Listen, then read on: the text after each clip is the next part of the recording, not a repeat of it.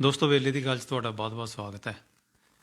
ਮੈਂ ਤੁਹਾਡਾ ਮੇਜ਼ਬਾਨ ਨਰਿੰਦਰ ਸਿੰਘ। ਅੱਜ ਅਸੀਂ ਕਿਸਾਨ ਮੁੱਦੇ 'ਤੇ ਤਾਂ ਗੱਲ ਕਰਾਂਗੇ ਹੀ, ਪਰ ਉਸ ਨਾਲ ਸੰਬੰਧਿਤ ਸਾਡੇ ਕੋਲੇ 3 ਮੁੱਦੇ ਨੇ। ਇੱਕ ਤਾਂ ਟਵਿੱਟਰ ਨਾਲ ਸੰਬੰਧਿਤ ਹੈ, ਜਿਹੜਾ ਕਿਸਾਨਾਂ ਨਾਲ ਜੁੜੇ ਗਿਆ।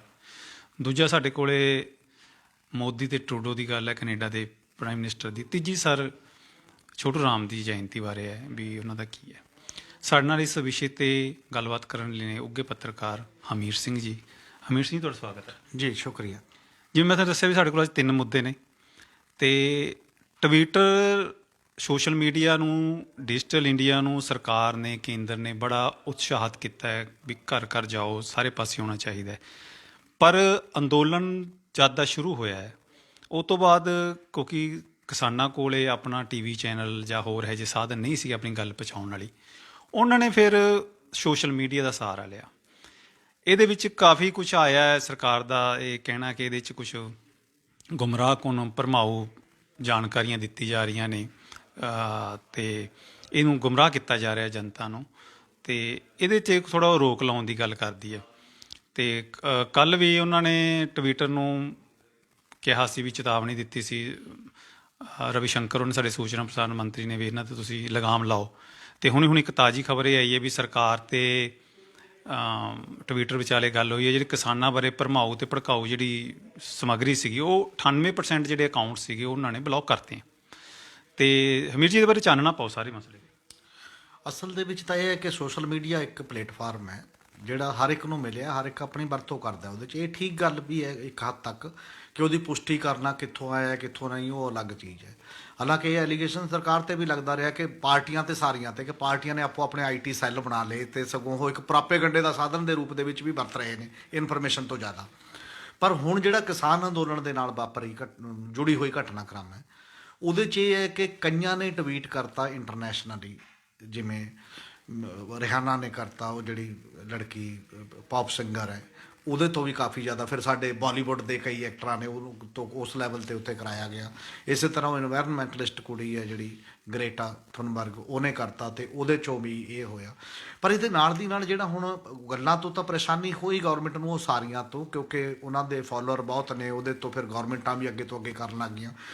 ਸਵਾਲ ਇਹ 26 ਜਨਵਰੀ ਦਾ ਜਿਹੜਾ ਰੌਲਾ ਉੱਥੇ ਹੋਇਆ, ਉਦੋਂ ਬਾਅਦ ਜੋ ਟਵਿੱਟਰ 'ਤੇ ਲੋਕਾਂ ਨੇ ਆਪਣੀਆਂ ਪੋਸਟਾਂ ਪਾਈਆਂ ਬਹੁਤ ਵੱਡੇ ਪੱਧਰ ਦੇ ਉੱਤੇ, ਅਤੇ ਉਹਨਾਂ ਨੂੰ ਲੱਗਿਆ ਕਿ ਉਹ ਸਰਕਾਰੀ ਵਰਜਨ ਤੋਂ ਉਲਟ ਹੈ। ਜ਼ਿਆਦਾਤਰ ਪੋਸਟਾਂ ਕਾਫੀ ਇਹੋ ਜਿਹੀਆਂ ਵੀ ਨੇ ਕਿ ਜਿਵੇਂ ਇੱਕ ਬਿਰਤਾਂਤ ਸਿਰਜਿਆ ਗਿਆ ਕਿ ਰਾਸ਼ਟਰੀ ਜਿਹੜਾ ਝੰਡਾ ਹੈ ਉਹਨੂੰ ਨੁਕਸਾਨ ਪਹੁੰਚਾਇਆ ਗਿਆ। ਇਹੋ ਜਿਹੀ ਕੋਈ ਵੀਡੀਓ ਨਹੀਂ ਸਾਹਮਣੇ ਆਈ। ਲੋਕਾਂ ਨੇ ਕਾਊਂਟਰ ਕੀਤਾ ਕਿ ਉਹਨੂੰ ਤਾਂ ਨਹੀਂ ਪਹੁੰਚਾਇਆ ਗਿਆ, ਬਾਕੀ ਜੋ ਗੱਲ ਹੈ ਚਲੋ ਕੀ ਹਿੰਸਾ 'ਚ ਕੀ ਰੋਲ ਹੈ, ਗੌਰਮੈਂਟ ਦਾ ਕੀ ਉਹਦੇ 'ਚ ਭੂਮਿਕਾ ਹੈ, ਜਾਂਚ ਹੋਣੀ ਚਾਹੀਦੀ ਹੈ, ਬਾਕੀ ਇਹੋ ਜਿਹੀਆਂ ਚੀਜ਼ਾਂ ਆਈਆਂ ਜਿਹੜੀਆਂ ਸਾਹਮਣੇ।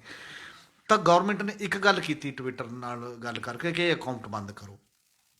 ਜਿਹੜਾ ਰਵੀ ਸ਼ੰਕਰ ਪ੍ਰਸਾਦ ਨੇ ਪਾਰਲੀਮੈਂਟ 'ਚ ਕਿਹਾ, ਪਾਰਲੀਮੈਂਟ 'ਚ ਇਹ ਕਿਹਾ ਕਿ ਜਦੋਂ ਟਵਿੱਟਰ ਕੈਪੀਟਲ ਹਿੱਲ 'ਤੇ, ਜੇ ਕੈਪੀਟਲ ਹਿੱਲ ਦਾ ਮਤਲਬ ਜਦੋਂ ਟਰੰਪ ਨੇ, ਜਿੱਥੇ ਅਮਰੀਕਨ ਕਾਂਗਰਸ ਬੈਠਦੀ ਹੈ ਅਤੇ ਜਿੱਥੇ ਉਹਨੇ ਟਰੰਪ ਜਿੱਤਿਆ ਜਾਂ ਬਾਈਡਨ ਜਿੱਤਿਆ, ਇਹਦਾ ਫੈਸਲਾ ਕਰਨਾ ਸੀ, ਉੱਥੇ ਜਿਹੜਾ ਹਜੂਮ ਨੇ ਜਾ ਕੇ ਹਮਲਾ ਕੀਤਾ, ਉਦੋਂ ਤੁਸੀਂ ਸਰਕਾਰੀ ਧਿਰ ਜਾਂ ਪੁਲਿਸ ਦਾ ਜੋ ਰੋਲ ਸੀ ਉਹਦੀ ਸਰਾਹਨਾ ਕੀਤੀ। ਇੱਥੇ ਉਹ ਕਹਿ ਰਿਹਾ ਕਿ ਇੱਥੇ ਤੁਸੀਂ ਪੁਲਿਸ ਦੇ ਰੋਲ ਦੇ ਉਲਟ ਜ਼ਿਆਦਾ ਟਵੀਟਾਂ ਨੂੰ ਆਪਣਾ ਮੰਚ ਦਿੱਤਾ ਅਤੇ ਦੋਨਾਂ 'ਚੋਂ ਨੂੰ ਇੱਕੋ ਰੱਸੇ ਰੱਖ ਕੇ ਚੱਲੋ। ਹੁਣ ਸਵਾਲ ਇਹ ਹੈ ਕਿ ਇਹ ਤੋਂ ਇੱਕ ਨਵੀਂ ਡਿਬੇਟ ਸ਼ੁਰੂ ਹੁੰਦੀ ਹੈ। ਨਵੀਂ ਡਿਬੇਟ ਇਹ ਸ਼ੁਰੂ ਹੁੰਦੀ ਹੈ ਕਿ ਟਵਿੱਟਰ ਦੇ ਜਿਹੜੇ ਓਨਰ ਨੇ, ਉਹਨਾਂ ਨੇ ਇਹ ਕਿਹਾ ਕਿ ਫਰੀਡਮ ਆਫ ਸਪੀਚ ਦਾ ਸਵਾਲ ਹੈ, ਕਿਸੇ ਦੇ ਪ੍ਰਗਟਾਵੇ ਦੀ ਆਜ਼ਾਦੀ ਦਾ ਸਵਾਲ ਹੈ। ਇਹ ਗੱਲ ਵੀ ਇੱਥੋਂ ਤੱਕ ਠੀਕ ਹੈ ਕਿ ਜੇ ਤਾਂ ਟਵਿੱਟਰ ਨੇ, ਜੇ ਗੌਰਮੈਂਟ ਇਹ ਸਮਝਦੀ ਹੈ ਕਿ ਉੱਥੇ ਜਿਹੜੇ ਪੁਲਿਸ ਦੀ ਕਾਰਵਾਈ ਹੈ ਉਹਦੇ ਤੋਂ ਉਲਟ ਵਾਲਾ ਕੋਈ ਵਿਚਾਰ ਵੀ ਜਾਣ ਹੀ ਨਹੀਂ ਦਿੱਤਾ, ਕਿਸੇ ਨੂੰ ਮੌਕਾ ਹੀ ਨਹੀਂ ਦਿੱਤਾ, ਉਹ ਸਾਰੇ ਬੰਦ ਕਰਤੇ, ਤਾਂ ਇਟ ਮੀਨਜ਼ ਉੱਥੇ freedom of speech the question Twitter ਦੀ ਮਾਲਕੀ ਵਾਲੇ 'ਤੇ ਵੀ ਉੱਠਦਾ ਕਿ ਫਿਰ ਤੁਸੀਂ ਉਹ ਨਹੀਂ ਕੀਤਾ। ਪਰ ਇੱਥੇ ਤੁਸੀਂ ਟਵਿੱਟਰ ਦੇ ਮਾਮਲੇ, ਇੱਥੇ ਤੁਸੀਂ ਮਾਮਲਾ ਹੈ ਕਿ ਇੱਕ ਪੁਲਿਸ ਨੇ ਜਾਂ ਸਰਕਾਰ ਦਾ ਵਰਜਨ ਹੀ ਚਲਾਓਗੇ, ਜਿਹੜਾ ਸਰਕਾਰ ਦੇ ਵਰਜਨ ਦੇ ਉਲਟ ਹੋਏਗਾ ਉਹ ਨਹੀਂ ਚਲਾਓਗੇ। ਗੌਰਮੈਂਟ ਨੇ ਇਹ ਕਿਹਾ ਕਿ 2000 'ਚ ਜਿਹੜੇ ਸਨ 2000 'ਚ ਰੂਲ ਬਣੇ ਨੇ ਉਹਨਾਂ ਨੂੰ ਅਸੀਂ ਅਮੈਂਡ ਕਰਾਂਗੇ, ਅਮੈਂਡ ਕਰਕੇ ਇੰਡੀਆ ਦੇ ਰੂਲ ਔਰ ਲਾਅ ਦੇ ਮੁਤਾਬਕ ਕੰਮ ਕਰਨਾ ਪਏਗਾ, ਨਹੀਂ ਤਾਂ ਇੱਥੋਂ ਨਹੀਂ ਇਜਾਜ਼ਤ ਦਿੱਤੀ ਜਾਏਗੀ। ਉਹ ਕੀ ਹੈ? ਇੰਡੀਆ ਦੇ ਵਿੱਚ ਜਿਹੜਾ ਫੰਡਾਮੈਂਟਲ ਰਾਈਟ ਹੈ ਉਹਦੇ ਤਹਿਤ ਹੀ ਫਰੀਡਮ ਆਫ ਐਕਸਪ੍ਰੈਸ਼ਨ ਦਾ ਹੱਕ ਦਿੱਤਾ ਗਿਆ ਹੈ ਕਿ ਤੁਸੀਂ ਆਪਣੀ ਗੱਲ ਕਹਿ ਸਕਦੇ ਹੋ। ਹਾਂ, ਉਹ ਹਿੰਸਾ ਨਾ ਭੜਕਾਉਂਦੀ ਹੋਵੇ ਗੱਲ, ਉਹ ਕੋਈ ਇਹੋ ਜਿਹੀ ਕਾਰਵਾਈ ਨਾ ਕਰਦੀ ਹੋਵੇ ਜਿਹਦੇ ਨਾਲ ਹਜੂਮ ਪੈਦਾ ਉਸ ਲੈਵਲ 'ਤੇ ਹੋਵੇ। ਇਹ ਇਕੱਲਾ ਇੰਨਾ ਕੁ ਫਰਕ ਹੈ। 1178 ਅਕਾਊਂਟ ਟਵਿੱਟਰ ਨੂੰ ਦਿੱਤੇ ਗੌਰਮੈਂਟ ਨੇ ਕਿ ਇਹਨਾਂ ਨੂੰ ਬੰਦ ਕਰ ਦਿਓ। ਉਹਨੇ ਉਹਦੇ ਚੋਂ 500 ਬੰਦ ਕੀਤੇ ਪਹਿਲਾਂ ਤਾਂ ਜਿਹੜੇ ਉਹ ਲੱਗ ਰਹੇ ਸੀ। ਉਹਨਾਂ 'ਚ ਜਰਨਲਿਸਟ ਦਾ ਅਕਾਊਂਟ ਵੀ ਆ, ਉਹਨਾਂ 'ਚ ਐਕਟਿਵਿਸਟ ਦਾ ਅਕਾਊਂਟ ਵੀ ਆ, ਤੇ ਉਹਦੇ 'ਚ ਬਾਕੀ ਕੁਝ ਅਕਾਊਂਟ ਵੀ ਜਿਹੜੇ ਪੋਲੀਟੀਸ਼ੀਅਨਾਂ ਦੇ ਵੀ ਨੇ। ਹੁਣ ਉਹ ਸਿੰਪਲ ਜਰਨਲਿਸਟ ਜਾਂ ਪੋਲੀਟੀਸ਼ੀਅਨ ਜਾਂ ਜਿਹੜਾ ਕਾਰਕੁਨ ਆ ਉਹਦਾ ਅਕਾਊਂਟ ਕਿਵੇਂ ਬੰਦ ਕਰੇ? ਜੇਕਰ ਉਹ ਤਾਂ ਇੱਕ ਆਰਗੇਨਾਈਜ਼ਡ ਰੂਪ ਦੇ ਵਿੱਚ ਉਹਦੇ ਖਿਲਾਫ ਤਾਂ ਜੇ ਉਹਨੇ ਗਲਤ ਕੀਤਾ ਤਾਂ ਕਾਨੂੰਨ ਮੁਤਾਬਕ ਤੁਸੀਂ ਜੋ ਵੀ ਮਰਜ਼ੀ ਕਰ ਸਕਦੇ ਹੋ। ਅਕਾਊਂਟ ਕਿਉਂ ਬੰਦ ਕਰਾਉਣ ਦਾ ਸਵਾਲ ਆਉਂਦਾ। ਦੂਜੀ ਗੱਲ ਇਹ ਹੈ ਕਿ ਉਹਨਾਂ ਨੇ ਇਹ ਕਿਹਾ ਸੀ ਕਿ ਇਹ ਅਕਾਊਂਟ ਇੰਡੀਆ ਦੇ ਦਾਇਰੇ 'ਚ ਬੰਦ ਨੇ, ਪਰ ਇਹਨਾਂ ਤੱਕ ਐਕਸੈਸ ਬਾਹਰ ਜਿੱਥੋਂ ਮਰਜ਼ੀ ਹੋ ਸਕਦੀ ਹੈ, ਉਹ ਅਸੀਂ ਉਹਨਾਂ ਬੰਦ ਨਹੀਂ ਕਰਨਾ ਕਿਉਂਕਿ ਫਰੀडम ਆਫ ਸਪੀਚ ਦਾ ਮਾਮਲਾ ਹੈ। ਹੁਣ ਇਹ ਬੜੇ ਵੱਡੇ ਪੱਧਰ ਤੇ ਇੱਕ ਪੈਮਾਨਾ ਹੈ ਕਿ ਜੇ ਆਉਣ ਵਾਲੇ ਦਿਨਾਂ 'ਚ ਗਵਰਨਮੈਂਟ ਜਿਹੜਾ ਰੂਲ ਲਿਆਏਗੀ ਜਾਂ ਜਿਹੜਾ ਲਾਅ ਲਿਆਏਗੀ, ਕੀ ਉਹ ਲਾਅ ਗਵਰਨਮੈਂਟ ਨੂੰ ਇੰਨਾ ਪਾਵਰ ਦੇ ਦੇਗਾ ਕਿ ਜਿਹਨੂੰ ਉਹ ਚਾਹੇ ਮਤਲਬ ਉਹਦਾ ਅਕਾਊਂਟ ਚਾਲੂ ਰਹੂਗਾ, ਜਿਹਨੂੰ ਉਹ ਚਾਹੇ ਤੇ ਉਹਦਾ ਅਕਾਊਂਟ ਬੰਦ ਕਰ ਦਿੱਤਾ ਜਾਏਗਾ?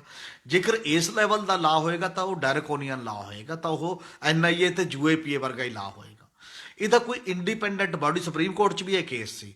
ਸੁਪਰੀਮ ਕੋਰਟ ਦੇ ਵਿੱਚ ਵੀ ਇਹੀ ਗੱਲ ਜਦੋਂ ਪਹਿਲਾਂ ਕਈ ਮਾਮਲਿਆਂ ਦੇ ਵਿੱਚ ਆਈ ਤਾਂ ਉੱਥੇ ਇਹ ਡਿਸਕਸ ਹੋਇਆ ਕਿ ਕੋਈ ਇਹੋ ਜਿਹੀ ਨਿਰਪੱਖ ਬਾਡੀ ਹੋਣੀ ਚਾਹੀਦੀ ਹੈ ਜਿਹਦੇ ਨਾਲ ਇਹ ਗੱਲਾਂ ਕਿਵੇਂ ਮੈਨੇਜ ਹੋਣ, ਕਿਵੇਂ ਨਾ, ਉਹ ਸਟੱਡੀ ਕਰੇ। ਸਟੱਡੀ ਕਰਨ ਤੋਂ ਬਾਅਦ ਕੋਈ ਗੱਲ ਆਵੇ। ਗਵਰਨਮੈਂਟ ਦੇ ਕੰਟਰੋਲ 'ਚ ਸਭ ਕੁਝ ਨਹੀਂ ਦਿੱਤਾ ਜਾ ਸਕਦਾ ਕਿਉਂਕਿ ਗਵਰਨਮੈਂਟ ਕਦੇ ਨਹੀਂ ਚਾਹੁੰਦੀ ਕਿ ਉਹਦੇ ਮੁਕਾਬਲੇ ਹੁਣ ਕਿਸਾਨੀ ਇਹੀ ਪ੍ਰੋਬਲਮ ਗਵਰਨਮੈਂਟ ਨੂੰ ਆ ਰਹੀ ਹੈ।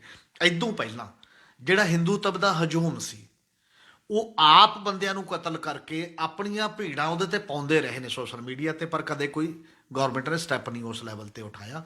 ਚਾਹੇ ਉਹ ਮੁਹੰਮਦ ਅਖਲਾਕ ਦਾ ਕਤਲ ਸੀ, ਚਾਹੇ ਉਹ ਡਿਫਰੈਂਟ ਟਾਈਪ ਦੇ ਜਿੰਨੇ ਵੀ ਕਤਲ ਦੇ ਜਿਹੜੇ ਇਹੋ ਜਿਹੇ ਆਏ, ਸਗੋਂ ਜਦੋਂ ਉਹ ਜੇਲ੍ਹ 'ਚ ਗਏ ਵੀ ਜਦੋਂ ਛੁੱਟਦੇ ਰਹੇ ਤੇ ਸੱਤਾਧਾਰੀ ਧਿਰ ਦੇ ਬੰਦੇ ਗਲ 'ਚ ਹਾਰ ਪਾਉਂਦੇ ਰਹੇ ਤੇ ਉਹ ਵੀ ਸੋਸ਼ਲ ਮੀਡੀਆ ਦੇ ਉੱਤੇ ਵਾਇਰਲ ਹੁੰਦੀਆਂ ਰਹੀਆਂ ਚੀਜ਼ਾਂ ਨੇ।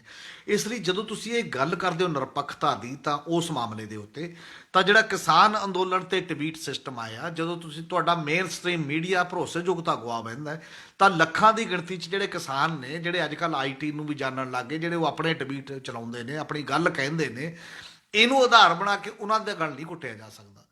ਇਹ ਬਹੁਤ ਵੱਡਾ ਕੁਐਸਚਨ ਹੈ, ਡਿਬੇਟ ਦਾ ਕੁਐਸਚਨ ਹੈ। ਤੁਰੰਤ ਇਹੋ ਜਿਹਾ ਲਾ ਤਾਂ ਕੋਈ ਨਹੀਂ ਬਣਨਾ ਚਾਹੀਦਾ ਜਿਹੜਾ, ਹਾਂ ਜਿੱਥੇ ਕਿਤੇ ਫੇਕ ਨਿਊਜ਼ ਦੇ ਸਵਾਲ ਨੇ, ਪ੍ਰਾਪੇਗੰਡੇ ਦੇ ਸਵਾਲ ਨੇ, ਉਹ ਫਿਰ ਸਰਕਾਰੀ ਧਿਰ ਤੇ ਵੀ ਉਨਾ ਹੀ ਰੋਕ ਹੋਵੇ, ਸਭ ਧਿਰਾਂ ਤੇ ਹੀ ਉਨਾ ਰੋਕ ਹੋਵੇ ਜਿੰਨੇ ਉਹਨੂੰ ਪ੍ਰਾਪੇਗੰਡੇ ਦਾ ਟੂਲ ਦੇ ਤੌਰ ਤੇ ਤੁਸੀਂ ਵਰਤਦੇ ਹੋ। ਨਹੀਂ, ਜਦੋਂ ਕਾਨੂੰਨ ਬਣੂਗਾ ਹਮੀਰ ਜੀ, ਉਹਦੇ 'ਚ ਸਰਕਾਰ ਵੀ ਆਊਗੀ ਜਾਂ ਸਰਕਾਰੀ ਧਿਰ ਵੀ ਆਊਗੀ ਤੇ ਦੂਏ ਬੰਦੇ ਵੀ ਆਉਣਗੇ, ਤਾਂ ਉਹਦਾ ਫਿਰ ਸਾਰਿਆਂ ਤੇ ਲਾਗੂ ਹੀ ਹੋਊਗਾ। ਨਹੀਂ, ਕਾਨੂੰਨ ਤਾਂ ਹੁਣ ਖੇਤੀ ਦਾ ਵੀ ਸਰਕਾਰ ਨੇ ਬਣਾਇਆ ਹੀ ਹੈ। ਦੂਜੀ ਧਿਰ ਕਿੱਥੇ ਹੈ? ਦੂਜੀ ਦੀ ਕੋਈ ਸੁਣਵਾਈ ਨਹੀਂ ਹੈ। ਕਾਨੂੰਨ ਤਾਂ ਵੱਖ-ਵੱਖ ਚੀਜ਼ਾਂ ਤੇ ਜੰਮੂ ਕਸ਼ਮੀਰ ਤੋੜਤਾ, ਉਹ ਤਾਂ ਸਰਕਾਰ ਨੇ ਹੀ ਬਣਾਇਆ ਕਿਉਂਕਿ ਮੈਜੋਰਿਟੀ ਦੇ ਆਸਰੇ ਤੁਸੀਂ ਜੋ ਚੀਜ਼ਾਂ ਦੂਜੇ ਦੀ ਸੁਣਨ ਦੀ ਬਜਾਏ ਆਪਣੀ ਮਨਮਾਨੀ ਕਰਨ ਲੱਗ ਜਾਂਦੇ ਹੋ। ਕਿਉਂਕਿ ਸਾਡੇ ਸਿਸਟਮ ਦੇ ਵਿੱਚ ਅਸਲ ਦੇ ਵਿੱਚ ਅਜੇ ਇੰਨਾ ਹੀ ਹੈ ਕਿ ਤੁਹਾਡੇ ਕੋਲ ਪਾਰਲੀਮੈਂਟ 'ਚ ਮੈਜੋਰਿਟੀ ਚਾਹੀਦੀ ਹੈ, ਅਸੈਂਬਲੀ 'ਚ ਮੈਜੋਰਿਟੀ ਚਾਹੀਦੀ, ਜੋ ਮਰਜ਼ੀ ਬਿੱਲ ਕਾਨੂੰਨ ਬਣਾ ਦਿੰਦੇ ਹੋ ਤੁਸੀਂ। ਤੇ ਜੋ ਇਸੇ ਕਰਕੇ ਤਾਂ ਸੁਪਰੀਮ ਕੋਰਟ 'ਚ ਕੇਸ ਪੈਂਡਿੰਗ ਪਏ ਨੇ ਨਾਗਰਿਕ ਸੋਧ ਬਿੱਲ ਦਾ, ਜੰਮੂ ਕਸ਼ਮੀਰ ਨੂੰ ਤੋੜਨ ਦਾ, ਜਿਹੜਾ ਵੋਟਾਂ ਦੇ ਮਾਮਲੇ ਦੇ ਵਿੱਚ ਬੌਂਡ ਭਰਨ ਦਾ, ਜਿਹੜੇ ਇਲੈਕਟ੍ਰੋਨ ਬੌਂਡ ਨੇ ਜਿਹੜੇ ਉਹ ਕਰਨ ਦਾ, ਉਹ ਸਾਰੇ ਪੈਂਡਿੰਗ ਪਏ ਨੇ। ਉੱਤੇ ਤੁਸੀਂ ਉਹ ਸੰਵਿਧਾਨਕ ਹੈ ਜਾਂ ਨਹੀਂ, ਅਜੇ ਤੱਕ ਫੈਸਲਾ ਹੀ ਨਹੀਂ ਹੋ ਰਿਹਾ ਜਦੋਂ ਸੰਵਿਧਾਨ ਦੇ ਉਲਟ। ਇਸ ਲਈ ਉਹ ਪਾਵਰ ਨਹੀਂ ਦਿੱਤੀ ਜਾ ਸਕਦੀ। ਉਹਨੂੰ ਬੜਾ ਹੀ ਇੱਕ ਸੈਂਸਿਟਿਵ ਤਰੀਕੇ ਨਾਲ ਡੈਮੋਕ੍ਰੇਸੀ 'ਚ ਇਹ ਕਿਹਾ ਜਾਂਦਾ, ਜੇ ਦੋ ਬੰਦਿਆਂ ਦੀ ਵੀ ਗੱਲ ਲੱਗ ਹੈ ਨਾ, ਉਹਨਾਂ ਨੂੰ ਇਹ ਅਹਿਸਾਸ ਨਹੀਂ ਹੋਣਾ ਚਾਹੀਦਾ ਕਿ ਮੈਨੂੰ ਮਸਲ ਦਿੱਤਾ ਗਿਆ, ਉਹਨਾਂ ਦੀ ਵੀ ਵੈਲਿਊ ਹੋਣੀ ਚਾਹੀਦੀ ਹੈ। ਇਹੀ ਅਸਲ ਦੇ ਵਿੱਚ ਜਮਹੂਰੀਅਤ ਦਾ ਇੱਕ ਤਰੀਕਾ ਹੁੰਦਾ ਹੈ। ਟਵਿੱਟਰ ਜੰਗ ਦੇ ਵਿੱਚ ਇਹਦੇ ਤੋਂ ਇੱਕ ਗੱਲ ਇਹਦਾ ਅਹਿਸਾਸ ਵੀ ਹੁੰਦਾ ਹੈ ਕਿ ਮੇਨ ਸਟ੍ਰੀਮ ਮੀਡੀਆ ਇੱਕ ਪਾਸੇ ਖੜਨ ਦੇ ਬਾਵਜੂਦ ਜੇ ਲੋਕਾਂ ਦੇ ਅੰਦੋਲਨ ਹੋਣ ਲੱਗ ਜਾਂਦੇ ਨੇ, ਲੋਕ ਆਪਣੀ ਰਾਏ ਪ੍ਰਗਟਾਵੇ ਤਾਂ ਦੂਜਾ ਸਾਧਨ ਕੋਈ ਮੰਚ ਲੱਭ ਲੈਂਦੇ ਨੇ, ਤਾਂ ਉਹ ਕਾਊਂਟਰ ਵੀ ਕਰ ਸਕਦਾ ਉਹਨਾਂ ਚੀਜ਼ਾਂ ਨੂੰ। ਤੇ ਕਾਊਂਟਰ ਹੋ ਰਿਹਾ ਜਿਹਦੇ 'ਚੋਂ ਦੁਖਦਾਈ ਗੱਲ ਗਵਰਨਮੈਂਟ ਨੂੰ ਥੋੜ੍ਹਾ ਜਿਹਾ ਪੇਨ ਹੁੰਦੀ ਦਿਖਾਈ ਦੇ ਰਹੀ ਹੈ।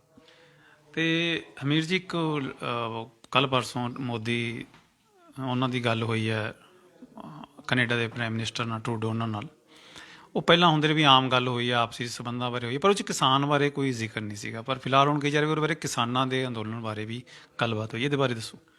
ਹਾਂ ਬਿਲਕੁਲ, ਦੋਨਾਂ ਦੀ ਗੱਲ। ਸਗੋਂ ਭਾਰਤ ਸਰਕਾਰ ਨੇ ਪ੍ਰੈਸ ਨੋਟ ਜਾਰੀ ਕੀਤਾ ਕਿ ਮੋਦੀ ਔਰ ਟਰੂਡੋ ਦੋਨਾਂ ਪ੍ਰਧਾਨ ਮੰਤਰੀਆਂ ਦੀ ਗੱਲ ਹੋਈ ਹੈ।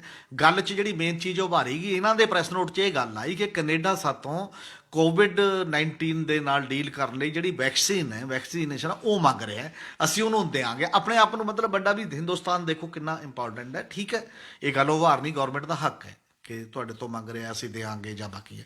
ਪਰ ਜਿਹੜੀ ਅਧੂਰਾ ਪ੍ਰੈਸ ਨੋਟ ਛੱਡਤਾ ਤੇ ਕੈਨੇਡੀਅਨ ਗੌਰਮੈਂਟ ਨੂੰ ਦੁਬਾਰਾ ਪ੍ਰੈਸ ਨੋਟ ਜਾਰੀ ਕਰਨਾ ਪਿਆ ਕਿ ਤੁਸੀਂ ਪ੍ਰੈਸ ਨੋਟ ਠੀਕ ਨਹੀਂ। ਜੇ ਇੰਟਰਨੈਸ਼ਨਲ ਮੰਚਾਂ ਤੇ ਵੀ ਇਹ ਹੋ ਜਾਊਗਾ ਤਾਂ ਤੁਹਾਡੀ ਨੀਅਤ ਤੇ ਤੁਹਾਡੀ ਭਰੋਸੇਯੋਗਤਾ ਨੂੰ ਸੱਟ ਵੱਜਦੀ ਹੈ ਇਹਦੇ ਤੇ।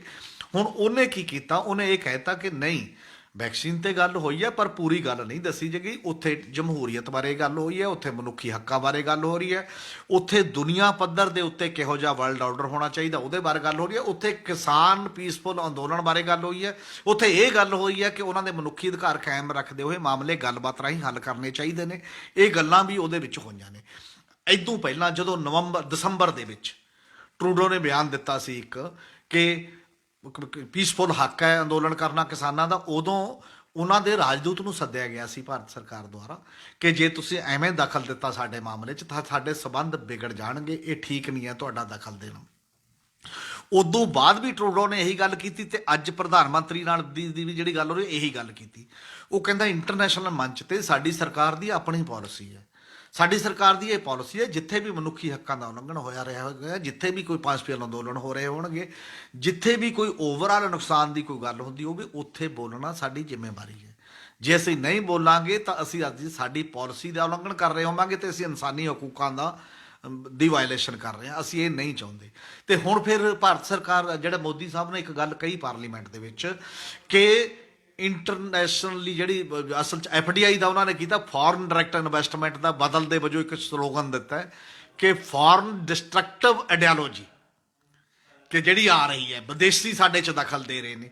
ਤਾਂ ਅੱਜ ਕੈਨੇਡਾ ਨਾਲ ਫਿਰ ਗੌਰਮੈਂਟ ਕੀ ਕਹੂਗੀ ਕੈਨੇਡੀਅਨ ਗੌਰਮੈਂਟ ਨੂੰ, ਕਿਉਂਕਿ ਇਹ ਤਾਂ ਕਹਿਣਾ ਹੀ ਹੈ ਨਾ। ਵੈਸੇ ਸਾਡੇ ਦੇਸ਼ ਵੀ ਹਮੇਸ਼ਾ ਹੀ ਕਰਦਾ ਔਰ ਕਰਨਾ ਵੀ ਚਾਹੀਦਾ ਹੈ। ਜੇ ਕਿਤੇ ਕਤਲੇਆਮ ਹੋ ਜਾਂਦਾ, ਜੇ ਮਨੁੱਖੀ ਹੱਕਾਂ ਦਾ ਉਲੰਘਣਾ ਹੋ ਰਿਹਾ ਤਾਂ ਸਾਡੀ ਗੌਰਮੈਂਟ ਵੀ ਤਾਂ ਉੱਥੇ ਬਿਆਨ ਦਿੰਦੀ ਹੈ ਕਿ ਐਂ ਨਾ ਕਰੋ। ਔਰ ਇਹ ਦੁਨੀਆ ਦਾ ਇੱਕ ਭਾਈਚਾਰਾ ਵੀ ਹੈ ਜਿੱਥੇ ਹੈ। ਔਰ ਉਹ ਇਹ ਤਾਂ ਨਹੀਂ ਕਹਿੰਦੇ ਤੁਸੀਂ ਐਂ ਹੱਲ ਕਰੋ, ਐਂ ਕਰ ਲਓ। ਉਹ ਕਹਿੰਦੇ ਪੀਸਫੁਲ ਅੰਦੋਲਨ ਹੈ, ਉਹਨਾਂ ਨਾਲ ਗੱਲ ਕਰੋ। ਗੱਲ ਹੀ ਕਰਨ ਨੂੰ ਕਹਿੰਦੇ ਨੇ, ਗੱਲ 'ਚ ਕੀ ਹੋਣਾ ਇਹ ਤਾਂ ਨਹੀਂ ਕੋਈ ਡਿਸਾਈਡ ਕਰਦਾ। ਇਸ ਕਰਕੇ ਇਹਦੇ ਨਾਲ ਮੈਨੂੰ ਇਹ ਲੱਗਦਾ ਕਿ ਗਵਰਨਮੈਂਟ ਆਫ ਇੰਡੀਆ ਨੇ ਅੰਤਰਰਾਸ਼ਟਰੀ ਮੰਚ ਤੇ ਦੋ ਪ੍ਰਧਾਨ ਮੰਤਰੀਆਂ ਦੀ ਗੱਲਬਾਤ ਦਾ ਅਧੂਰਾ ਪ੍ਰੈਸ ਨੋਟ ਜਾਰੀ ਜਿਹੜਾ ਕਰਕੇ ਇਹ ਆਪਣੀ ਭਰੋਸੇਯੋਗਤਾ ਨੂੰ ਖਰਾਬ ਕੀਤਾ। ਔਰ ਇਹੋ ਜਿਹਾ ਐਡੇ ਮੰਚਾਂ ਤੇ ਨਹੀਂ ਹੋਣਾ ਚਾਹੀਦਾ। ਅੰਦਰੂਨੀ ਚੀਜ਼ਾਂ ਕਈ ਵਾਰ ਚੱਲਦੀਆਂ ਨੇ, ਵੈਸੇ ਤਾਂ ਅੰਦਰੂਨੀ ਵੀ ਨਹੀਂ ਚਾਹੀਦਾ। ਐਡੇ ਵੱਡੇ ਮੰਚਾਂ ਤੇ ਗੌਰਮੈਂਟਾਂ ਦੇ ਵਿੱਚ ਜੇਕਰ ਕੋਈ ਗੱਲਬਾਤ ਹੁੰਦੀ ਹੈ ਉਹਨੂੰ ਹੂ ਪੇਸ਼ਕਾਰੀ ਕਰਨੀ ਚਾਹੀਦੀ ਹੈ। ਐਜ ਏ ਜਰਨਲਿਸਟ ਵੀ ਜਦੋਂ ਅਸੀਂ ਸੋਚਦੇ ਹਾਂ ਜੇ ਅਧੂਰਾ ਇੱਕ ਪਾਸੇ ਬਿਲਕੁਲ ਛੱਡ ਦਿਓ ਤੇ ਦੂਜਾ ਕੋਈ ਵਰਜਨ ਹੀ ਨਾ ਹੋਵੇ ਤਾਂ ਉਹ ਗੱਲ ਮਤਲਬ ਉਸ ਲੈਵਲ ਦੀ ਨਹੀਂ ਮੰਨੀ ਜਾਂਦੀ ਕਿ ਉਹਦੀ ਭਰੋਸੇਯੋਗਤਾ ਬਹਾਲ ਕਰਦੀ ਹੈ ਗੱਲ, ਤੇ ਉਹ ਵਨ ਸਾਈਡਡ ਮੰਨੀ ਜਾਂਦੀ ਹੈ। ਇਹ ਇੱਕ ਵੱਡਾ ਸਵਾਲ ਹੈ ਇਸ ਸਾਰੇ ਮਾਮਲੇ ਦੇ ਵਿੱਚ। ਔਰ ਕੈਨੇਡੀਅਨ ਪ੍ਰਧਾਨ ਮੰਤਰੀ ਦਾ ਇਹ ਕਹਿਣਾ ਤੇ ਅੰਤਰਰਾਸ਼ਟਰੀ ਮੰਚ ਦੇ ਉੱਤੇ ਇਹ ਅੰਦੋਲਨ ਜਾਣਾ ਤੇ ਉਹਦਾ ਇਸ ਅੰਦੋਲਨ ਦੇ ਵਿੱਚ ਇਹਦਾ ਮਤਲਬ ਇਹ ਹੈ ਕਿ ਇੱਕ ਪ੍ਰਭਾਵ ਹੈ ਪੈ ਰਿਹਾ ਗੌਰਮੈਂਟ ਤੇ ਦੁਨੀਆ ਪੱਧਰ ਦੇ ਉੱਤੇ ਵੀ ਤੇ ਦੇਸ਼ ਪੱਧਰ ਦੇ ਉੱਤੇ ਵੀ ਕਿ ਇਸ ਮਾਮਲੇ ਨੂੰ ਹੱਲ ਕੀਤਾ ਜਾਣਾ ਚਾਹੀਦਾ। ਅਮੀਰ ਜੀ, ਇਸ ਸੰਘਰਸ਼ ਦੇ ਦੌਰਾਨ ਸਰ ਛੋਟੂ ਰਾਮ ਦੀ 16 ਨੂੰ ਜਯੰਤੀ ਮਨਾਈ ਜਾ ਰਹੀ ਹੈ, ਇਹਦੇ ਕੀ ਮਾਇਨੇ ਨੇ? ਬਿਲਕੁਲ ਸਰ ਛੋਟੂ ਰਾਮ ਇੱਕ ਨਾਂ ਹੈ ਇਸ ਖਿੱਤੇ ਦੇ ਵਿੱਚ, ਸਾਡੇ ਰੀਜਨ ਦੇ ਵਿੱਚ। ਹਾਲਾਂਕਿ ਉਹ ਪਾਕਿਸਤਾਨ 47 ਤੋਂ ਬਾਅਦ ਬਣ ਗਿਆ, ਪੂਰਾ ਇਕੱਠਾ ਪੰਜਾਬ ਸੀ ਜਿਹੜੀ। ਔਰ ਉਹ ਉਸ ਜ਼ਮਾਨੇ 'ਚ ਇੱਕ ਪਾਰਟੀ ਜਿਹਨੂੰ ਲੈਂਡਲੋਰਡ ਦੀ ਪਾਰਟੀ ਕਿਹਾ ਜਾਂਦਾ ਸੀ, ਅਸਲ 'ਚ ਜ਼ਗੀਰਦਾਰਾਂ ਦੀ ਪਾਰਟੀ ਸੀ ਇੱਕ ਟਾਈਪ ਦੀ ਉਹ ਯੂਨੀਅਨਿਸਟ ਪਾਰਟੀ। ਪਰ ਉਹ ਨਾ ਕਿਸੇ ਧਰਮ ਦੀ ਪਾਰਟੀ, ਨਾ ਉਹ ਕਿੱਤੇ ਦੇ ਤੌਰ 'ਤੇ ਉਹ ਕਿਸਾਨੀ ਨੂੰ ਰਿਪਰੈਜ਼ੈਂਟ ਕਰਦੀ। ਹਾਲਾਂਕਿ ਉਦੋਂ ਉਹ ਨਾਂ ਇਸ ਕਰਕੇ ਯਾਦ ਕੀਤਾ ਜਾਂਦਾ ਕਿ ਜਦੋਂ ਛੋਟੂ ਰਾਮ ਰੈਵਨਿਊ ਮਿਨਿਸਟਰ ਸੀਗੇ ਉਦੋਂ ਪਹਿਲਾਂ ਵੀ ਪੰਜਾਬ ਦੇ ਵਿੱਚ ਇੱਕ ਗੱਲ ਚੱਲਦੀ ਸੀ, ਕਿਸਾਨੀ ਦਾ ਬਹੁਤ ਬੁਰਾ ਹਾਲ ਸੀ। ਉਦੋਂ ML ਡਾਰਲਿੰਗ ਨੇ 1925 'ਚ ਇੱਕ ਕਿਤਾਬ ਲਿਖੀ ਸੀ, ਜਿਹੜੀ ਕਿਤਾਬ ਦੀ ਇੱਕ ਕੋਟੇਸ਼ਨ ਬਹੁਤ ਦੁਨੀਆ ਭਰ 'ਤੇ ਫੇਮਸ ਹੈ, ਜਿਹੜੀ ਬਾਰ-ਬਾਰ ਕਹੀ ਜਾਂਦੀ ਹੈ ਕਿ ਪੰਜਾਬ ਦਾ ਕਿਸਾਨ ਕਰਜ਼ੇ 'ਚ ਜੰਮਦਾ ਹੈ, ਕਰਜ਼ੇ 'ਚ ਜਿਉਂਦਾ ਤੇ ਕਰਜ਼ੇ 'ਚ ਮਰ ਜਾਂਦਾ ਹੈ। ਉਦੋਂ ਹੀ ਸਾਡੇ ਪਹਿਲੀ ਸੰਸਾਰ ਜੰਗ ਤੋਂ ਪਹਿਲਾਂ ਹੀ ਉਹੀ ਇੱਕ ਦੌਰ ਸੀ ਸਾਰਾ ਅਸਲ 'ਚ, ਜਦੋਂ ਸਾਡੇ ਬੰਦੇ ਵਿਦੇਸ਼ ਜਾਣਾ ਸ਼ੁਰੂ ਕੀਤੇ। ਕੁਛ ਪਹਿਲੀ ਸੰਸਾਰ ਜੰਗ 'ਚ ਗਏ ਸੀ, ਕਦੇ ਕੋਈ ਸਿੰਗਾਪੁਰ ਗਿਆ, ਕੋਈ ਅਮਰੀਕਾ ਗਿਆ, ਕੋਈ ਕਿਤੇ ਗਿਆ। ਗਦਰੀ ਵੀ ਉੱਥੋਂ ਹੀ ਆਏ, 8000 ਗਦਰੀ ਪਹਿਲੀ ਸੰਸਾਰ ਜੰਗ ਜਦੋਂ ਲੱਗੀ ਕਿ ਅਸੀਂ ਆਪਣੇ ਦੇਸ਼ ਨੂੰ ਖੂਬਸੂਰਤ ਬਣਾਉਣਾ। ਇਹਦਾ ਮਤਲਬ ਪ੍ਰਵਾਸ ਜਿਹੜਾ ਸੀ, ਇੱਥੇ ਰੁਜ਼ਗਾਰ ਨਹੀਂ ਸੀ ਮਿਲ ਰਿਹਾ, ਖੇਤੀ ਵੀ ਉਸ ਲੈਵਲ 'ਤੇ ਨਹੀਂ ਸੀ, ਬਾਹਰ ਜਾਣ ਲਈ ਮਜਬੂਰ ਸੀ ਲੋਕ। ਫਿਰ ਇੱਥੇ ਆਏ ਤੇ ਉਹ ਦੌਰ ਸੀ ਜਦੋਂ ਆਜ਼ਾਦ ਨਹੀਂ ਸੀ ਪਰ ਅਸੈਂਬਲੀਆਂ ਨੂੰ ਹੱਕ ਦਿੱਤੇ ਗਏ ਸੀ ਕੁਝ ਅੰਗਰੇਜ਼ਾਂ ਦੇ ਦੌਰਾਨ ਹੀ। ਉਦੋਂ ਸਰ ਛੋਟੂ ਰਾਮ ਦੇ ਹੁੰਦੇ ਹੋਏ ਕਿੰਨੇ ਹੀ ਕਾਨੂੰਨ ਬਣਦੇ ਨੇ, ਘੱਟੋ ਘੱਟ 7 ਕਾਨੂੰਨ ਬਣਦੇ ਨੇ ਇਹੋ ਜਿਹੇ ਜਿਹੜੇ ਕਿਸਾਨੀ ਦੀ ਫੇਵਰ 'ਚ। ਸਭ ਤੋਂ ਜ਼ਿਆਦਾ ਚਰਚਿਤ ਕਾਨੂੰਨ ਜਿਹੜਾ ਸੀ ਉਹ 1934 ਦਾ ਪੇਂਡੂ ਇੰਡੈਟਰਨੈਸ ਐਕਟ ਸੀ। ਰੂਰਲ ਇਕੱਲਾ ਖੇਤੀ ਨਹੀਂ, ਉਦੋਂ ਤਾਂ ਆਬਾਦੀ ਵੀ 80% ਪਿੰਡਾਂ 'ਚ ਹੀ ਰਹਿੰਦੀ ਸੀ। ਸਾਰੇ ਛੋਟਾ ਕਾਰੀਗਰ ਵੀ, ਦੁਕਾਨਦਾਰ ਵੀ, ਕਿਸਾਨ ਵੀ, ਮਜ਼ਦੂਰ ਸਾਰੇ ਉਹਦੇ ਵਿੱਚ ਆਉਂਦੇ ਸੀ ਦਾਇਰੇ ਦੇ ਵਿੱਚ। ਉਹਨਾਂ ਨੇ ਕੀ ਕਿਹਾ?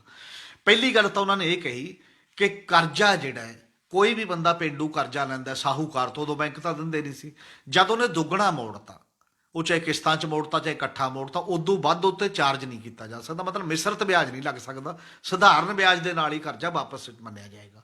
ਦੂਜੀ ਵੱਡੀ ਗੱਲ ਇਹ ਹੋਈ ਕਿ ਜਿਹੜਾ ਬੰਦਾ ਕਰਜ਼ਾ ਦੇਗਾ ਉਹਨੂੰ ਰਜਿਸਟਰਡ ਹੋਣਾ ਪਏਗਾ ਕਾਨੂੰਨ ਦੀ ਨਜ਼ਰ ਦੇ ਵਿੱਚ।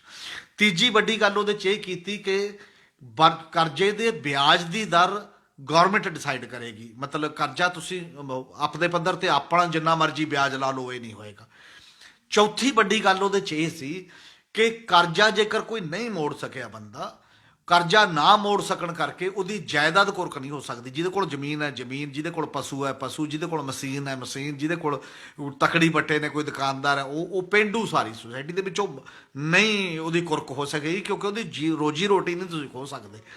ਇਹ ਕੁਝ ਐਡੇ ਇਨਕਲਾਬੀ ਜਿਹੜੇ ਕਦਮ ਸੀ ਲਾ ਦੇ ਪੱਖ ਤੋਂ ਉਹਨਾਂ ਨੇ ਉਸ ਸਮੇਂ ਕੀਤੇ ਜਦੋਂ ਅੰਗਰੇਜ਼ ਸੀ। ਜਿਹੜੇ ਅੰਗਰੇਜ਼ ਦਾ ਤਾਂ ਮਤਲਬ ਇਹ ਸੀਗਾ ਕਿ ਉਹ ਸਾਡੇ ਬਾਰੇ ਨਹੀਂ ਸੋਚਦਾ, ਤਾਂ ਵੀ ਛੋਟੂ ਰਾਮ ਵਰਗਿਆਂ ਨੇ ਭੂਮਿਕਾ ਨਿਭਾਤੀ। ਪਰ ਆਜ਼ਾਦ ਭਾਰਤ ਦੇ ਵਿੱਚ ਉਦੋਂ ਬਾਅਦ ਅਸੀਂ ਉਹ ਕਾਨੂੰਨ ਲਾਗੂ ਤਾਂ ਸੀ, ਕਿਉਂਕਿ ਉਹ ਕਾਨੂੰਨ ਦੇ ਮੁਕਾਬਲੇ ਕੋਈ ਕਾਨੂੰਨ ਨਹੀਂ ਬਣਿਆ, ਪਰ 5000 ਤੱਕ ਦੀ ਲਿਮਟ ਤੱਕ ਸੀ। ਉਹਨਾਂ ਜ਼ਮਾਨਿਆਂ 'ਚ 5000 ਹੀ ਅੱਜ ਦੇ 50 ਲੱਖ ਵਰਗਾ ਹੈ ਕਿ ਇੰਨੇ ਤੱਕ ਦੇ ਨਿਬੇੜੇ ਬੋਰਡਾਂ ਨੇ ਕਰਨੇ ਸੀ, ਜਿਹੜੇ ਸੈਟਲਮੈਂਟ ਬੋਰਡ ਬਣੇ ਹੋਏ ਸੀ, ਔਰ ਉਹ ਬੋਰਡ ਡਿਸਾਈਡ ਕਰਦਾ ਸੀ ਕਿ ਤੁਹਾਡਾ ਕਰਜ਼ਾ ਕਿੰਨਾ ਮੋੜਨਾ, ਕਿਵੇਂ ਮੋੜਨਾ, ਕਿਵੇਂ ਨਹੀਂ ਮੋੜਨਾ। ਇਹਨਾਂ ਸਰਕਾਰਾਂ ਤੇ ਦਬਾਅ ਪੈਂਦਾ ਰਿਹਾ, ਚਾਹੇ ਪੰਜਾਬ ਦੀ ਸਰਕਾਰ ਹੈ, ਹਰਿਆਣੇ ਦੀ, ਵੱਖ-ਵੱਖ ਕਾਨੂੰਨ ਬਣਾਓ। ਇੱਕ ਵੀ ਸਰਕਾਰ 'ਚ ਹਿੰਮਤ ਅੱਜ ਤੱਕ ਨਹੀਂ ਪਈ ਕਿ ਉਹੋ ਜਿਹਾ ਕਾਨੂੰਨ ਬਣਾ ਸਕੇ ਫਾਰਮਰ ਦੇ ਤਾਂ ਪੇਂਡੂ ਕਮਿਊਨਿਟੀ ਦੇ ਪੱਖ ਦੇ ਵਿੱਚ। ਇਸ ਕਰਕੇ ਛੋਟੂ ਰਾਮ ਕਿਸਾਨੀ ਅੰਦੋਲਨ ਨੂੰ ਵਾਰ-ਵਾਰ ਯਾਦ ਆ ਰਿਹਾ ਕਿ ਉਹ ਆਗੂ ਕਿੱਥੇ ਗਏ, ਜਿਹੜੇ ਆਗੂ ਕਿਸੇ ਕਾਰਪੋਰੇਟ ਦੇ ਦਬਾਅ ਹੇਠ ਨਹੀਂ, ਕਿਸੇ ਬਿਊਰੋਕਰੇਟ ਦੇ ਦਬਾਅ ਹੇਠ ਨਹੀਂ, ਆਪਣੇ ਦਮ ਤੇ ਜਿਹੜੀ ਵਾਜਬ ਉਹਨਾਂ ਨੂੰ ਗੱਲ ਲੱਗਦੀ ਹੈ ਉਹਦੇ ਤੇ ਫੈਸਲੇ ਕਰ ਸਕਣ। ਇਸ ਕਰਕੇ ਉਹ ਜਿਹੜਾ 16 ਤਰੀਕ ਦੇ ਫੰਕਸ਼ਨ ਨੇ ਇਸ ਪੂਰੇ ਅੰਦੋਲਨ ਦੇ ਵਿੱਚ, ਉਹਦੀ ਇਹ ਪ੍ਰਸੰਗਿਕਤਾ ਹੈ ਬੜੇ ਵੱਡੇ ਪੱਧਰ ਦੇ ਉੱਤੇ। ਉਹ ਅੱਜ ਦੇ ਲੀਡਰਾਂ ਤੇ ਉਦੋਂ ਦੇ ਲੀਡਰਾਂ ਦਾ ਕੰਪੈਰੀਜ਼ਨ ਕਰਨਗੇ, ਮੁਕਾਬਲਾ ਕਰਨਗੇ, ਤੇ ਇੱਕ ਪ੍ਰੈਸ਼ਰ ਬਿਲਡ ਹੋਏਗਾ ਕਿ ਭਾਈ ਸਾਹਿਬ ਤੁਸੀਂ ਕਿਹਦੇ ਪੱਖ 'ਚ ਖੜਦੇ ਹੋ। ਤੁਸੀਂ ਅਸਲ ਦੇ ਵਿੱਚ ਭਾਈ ਲਾਲੋ ਦੇ ਪੱਖ 'ਚ ਖੜਨ ਦੀ ਬਜਾਏ ਮਲਕ ਭਾਗੋ ਦੇ ਪੱਖ 'ਚ ਖੜ ਗਏ। ਗੁਰੂ ਨਾਨਕ ਸਾਹਿਬ ਨੇ ਤਾਂ ਲਾਈਨ ਕੱਢੀ ਸੀ ਬੜੇ ਲੰਬੇ ਸਮੇਂ ਤੋਂ ਕਿ ਤੁਸੀਂ ਕਿੱਧਰ ਖੜਨਾ ਹੈ, ਤੇ ਉਸੇ ਦਿਸ਼ਾ 'ਚ ਛੋਟੂ ਰਾਮ ਨੂੰ ਯਾਦ ਕੀਤਾ ਜਾਣਾ। ਇਸ ਕਰਕੇ ਉਹ ਜ਼ਿਆਦਾ ਮਹੱਤਵਪੂਰਨ ਦਿਖਾਈ ਦੇ ਰਹੇ। ਬਹੁਤ ਬਹੁਤ ਸ਼ੁਕਰੀਆ ਹਮੀਰ ਜੀ। ਦੋਸਤੋ, ਤੁਸੀਂ ਹਮੀਰ ਸਿੰਘ ਦੀਆਂ ਬੜਮੁੱਲੀਆਂ ਗੱਲਾਂ ਸੁਣੀਆਂ। ਕੱਲ੍ਹ ਨੂੰ ਅਸੀਂ ਇੱਥੇ ਹੀ ਤੇ ਇਸੇ ਸਮੇਂ ਮਿਲਾਂਗੇ। ਧੰਨਵਾਦ।